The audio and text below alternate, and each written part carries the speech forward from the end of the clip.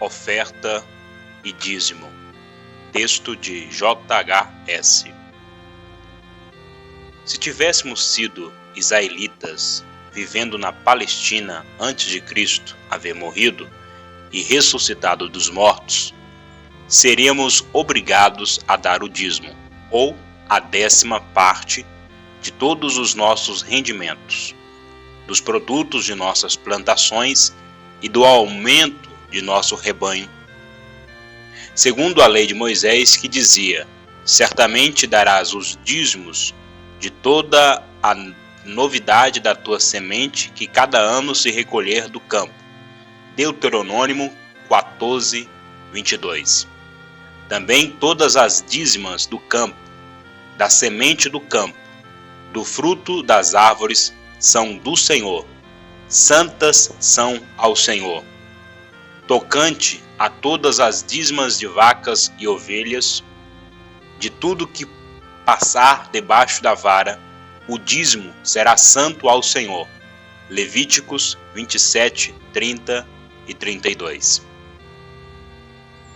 Enquanto Cristo, o Messias de Israel, nascido de mulher, nascido sob a lei, Gálatas 4:4, esteve no mundo, guardou a lei até a perfeição.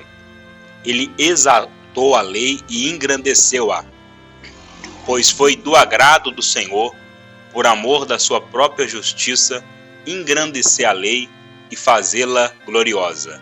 Isaías 14, 21. Versão revista e atualizada. Ele podia dizer: agrada-me fazer a tua vontade, ó Deus meu.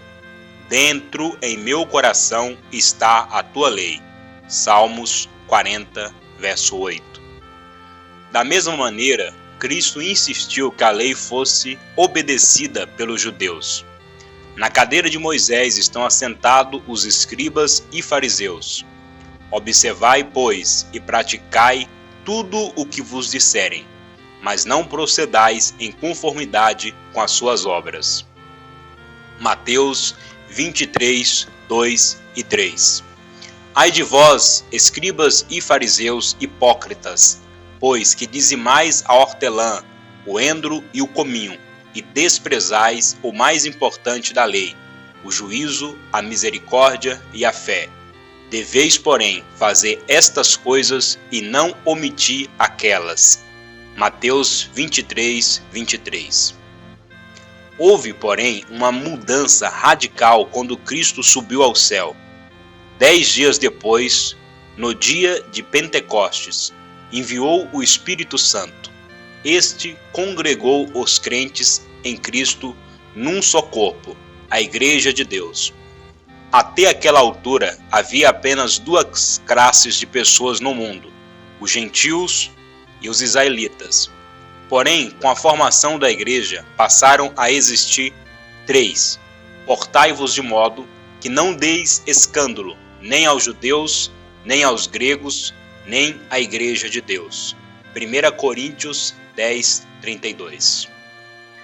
A vocação do cristão é celestial, enquanto a do israelita era terrena.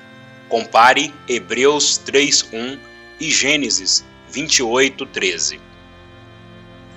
A bênção do cristão é espiritual, a do israelita era material. Compare Efésios 1:3 com Deuteronômio 28, 3 ao 5. Ao cristão em peregrinação por este mundo que está no maligno, 1 João 5,19, o Senhor prometeu apenas 3 coisas. Primeira, sustento. Segundo, com que nos cobrimos. E terceiro, perseguições. 1 Timóteo 6,8 e 2 Timóteo 3,2. Porém, ao israelita fiel, Deus prometeu saúde, prosperidade e segurança contra os seus inimigos. Deuteronômio, capítulo 7, versículo 12 ao 15. Da mesma forma, a oferta cristã também está totalmente em contraste com o dízimo israelita. O que foi ordenado aos israelitas, ou seja, dar o dízimo, não é mencionado nem uma única vez no ensino dirigido aos cristãos. seja no livro de Atos ou nas 21 epístolas, que são 14 de Paulo, 2 de Pedro, 3 de João, 1 de Tiago e 1 de Judas. Apenas em Hebreus 7 é citado o dízimo, porém em conexão com Abraão e também com o sacerdócio levita. Ao contrário do judeu, que era obrigado a dar o dízimo, o cristão é motivado a dar a sua oferta pelo amor de Cristo que nos constrange. 2 Coríntios 5,14. Porque já sabeis a graça de nosso Senhor Jesus Cristo, que sendo rico por amor de vós, se fez pobre, para que pela sua pobreza enriqueceis. 2 Coríntios 8, versículo 9. O crente oferece ao Senhor o que puder ajuntar, conforme a sua prosperidade. Deus se agrada da prontidão de vontade, pois, se há prontidão de vontade, será aceita segundo o que qualquer tem, e não segundo o que não tem. 2 Coríntios 8:12. Antigamente, o israelita fiel tinha sempre como oferecer o seu dízimo a Jeová, pois Jeová o abençoava materialmente. Há, porém, milhares de cristãos fiéis que carecem de recursos materiais, entre eles pais de família com esposa ou filhos enfermos. Estes, que muitas vezes não têm como oferecer ao Senhor nem ao menos 1% dos seus minguados salários. Como iriam oferecer 10%? Será aceito segundo qualquer tem, e não segundo o que não tem. 2 Coríntios 8:12. Será que o Senhor, que é riquíssimo, iria requerer de um pai de família uma quantia que o levasse a desobedecer à exortação "a ninguém devais coisa alguma"? Romanos 13:8. É um pecado o que fazem alguns dos assim chamados líderes ou pastores que exigem rigorosamente o dízimo de desfortunados cristãos que se encontram sobre o seu mando. Cada cristão é mordomo de tudo quanto o Senhor lhe tem dado. Se o cristão possui bens nesse mundo, a questão não é de quanto ele deve dar, mas antes de quanto se atreve a guardar para si. Há crentes ricos, são poucos, que oferecem ao Senhor até 90% dos seus rendimentos. Cada um contribua segundo propôs no seu coração. 2 Coríntios 9:7. Os capítulos 8 e 9 de Coríntios tratam, em sua totalidade, do sacrifício ou oferta dos cristãos, e todo o assunto termina por esta frase bastante significativa: graças a Deus, pois, pelo seu dom inefável. 2 Coríntios 9:15.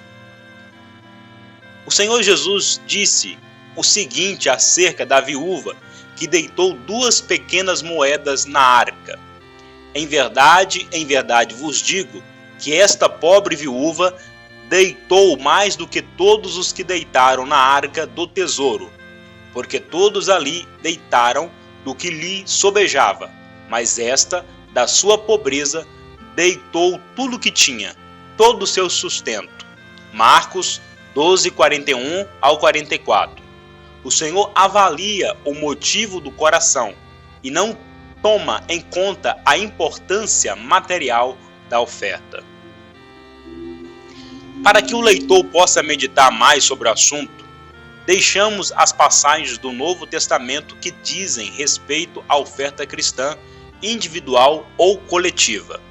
Atos 11:27 ao 30, Romanos 12:8 e 13, 1 Coríntios 16:1 ao 3, 2 Coríntios 8 e 9, Gálatas 6:6, Filipenses 4:10 ao 19, 1 Timóteo 6:17 ao 19, Hebreus 13:15 e 16, Tiago 2:15 e 16, 1 Pedro 4:9 e o versículo 10, e 1 João 3:16 ao 18. Esse texto eu tirei do blog Escrito dos Irmãos do século XIX.